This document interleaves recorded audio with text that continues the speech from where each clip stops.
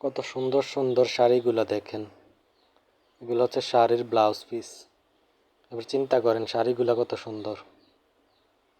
আমরা সারা দেশে হোলসেল করে থাকি শাড়ি, থ্রি পিস, বেডশিট, বাটিকের।